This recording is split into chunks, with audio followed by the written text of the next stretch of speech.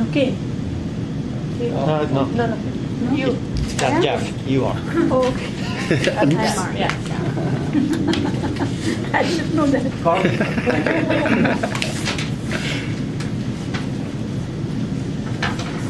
See, Ken has been gone for so long, they don't remember what he looks like.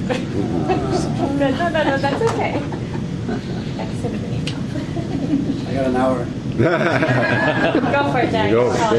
Good afternoon, Toastmasters. Good afternoon. And guests. Raise your hand if you saw a video the last few weeks of a man in an aircraft being dragged through the aisle.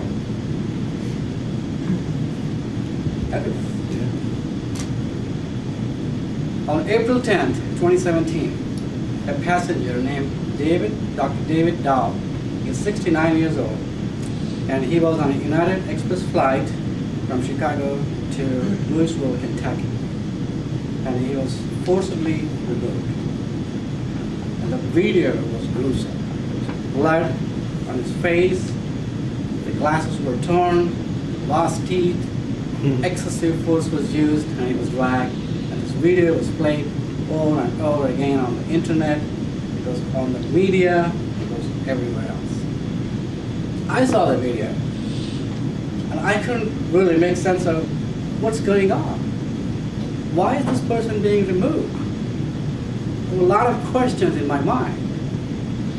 Why would someone already seated be removed? What authority does an airline have so that they can go and remove somebody who's already seated? Well, that led to my research. I wanted to find out more. So I started looking into the internet. I saw some real news websites like Fox and fake news websites like CNN and gathered some information so that I can share as part of my research. In airline industry, there's a term they use. It's called bumping. It's a term used by them to remove passengers from an overbooked flight. So when I saw that, overbooked flight, why would you overbook a flight in the first place? That was my question. So I had to study more and find out why would an airline do an overbooking. I found out that obviously it's a revenue. Each seat in an aircraft they sell is a revenue for the airlines. There are people who book the flight, they don't show up, they're late, or they just cancel. So because of these reasons, the airlines tends to overbook so that they can, maybe 5% or 10% they overbook, anticipating that there will be cancellations and there will be people who are not going to show up. Makes sense. They are in the business to make money, and lost seat is a loss of revenue. They lose a seat, they lose revenue. That encouraged me to look into this practice of bumping, because this was the first time I heard, and it was really an eye-opener for me. I looked into some of the data that was available to me, and specifically 2016. There is some data available about bumping from 1995 onwards, and we can look at those data and see what's going on. Some of the data I gathered was 2016 appears to be the 20-year low in the bumping rate of the airline industry. I'm like, wow, what does it really mean? 660 million passengers traveled in 2016, and only 40,000 were bumped.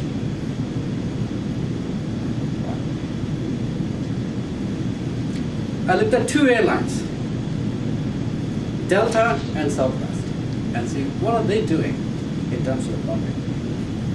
Southwest is my favorite airline because I travel all the time. Delta, they bumped 1,238 in 2016, and the rate is 0.1 per 10,000 passengers. They're the second best rate among the U.S. airlines. However, Southwest, though the symbol is heart, and they're a friendly airline, they don't charge you for any baggage, they actually bumped 14,979 in 2016 with a rate of 0.99 per 10,000 passengers. The second worst among the U.S.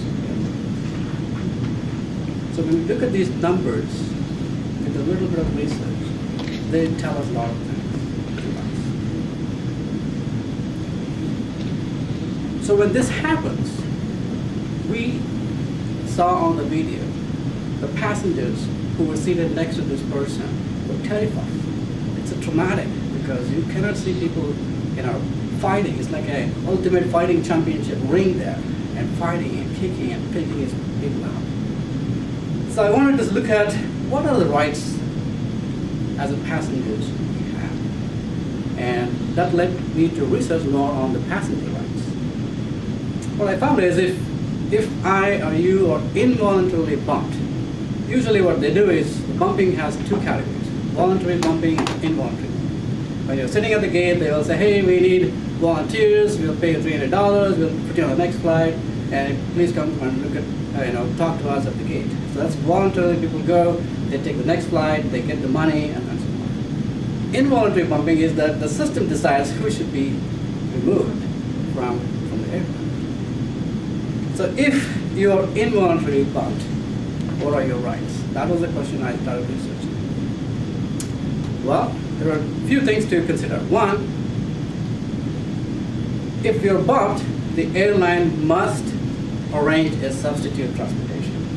So that is the right as passengers we do have. Now, what it means is, if they arrange a substitute transportation within an hour of arrival of your destination, there's no compensation. So that means we already signed that when we bought the ticket. If it is 1 to 2 hours delayed, then we are entitled to 200% of the one-way ticket, or a maximum of $675. If it is more than 2 hours, then 400% of the one-way ticket, a maximum of $1,350. And recently you saw United said they're going to make it to $11,000. That's the maximum. They voluntarily raised themselves. There's one dirty secret in this we all need to remember is we have to ask. They won't tell us. They won't give it to you. We have to ask. Keep it.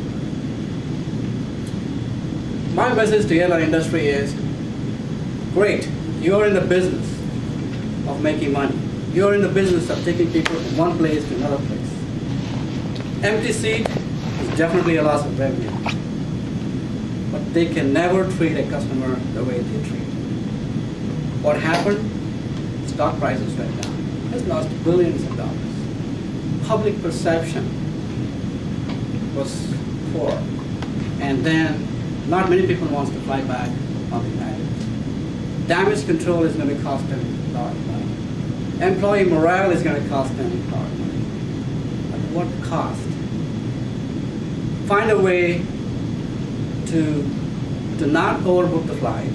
Even if you fly 5 seats empty, it's okay. The stock price will go up. Thank you.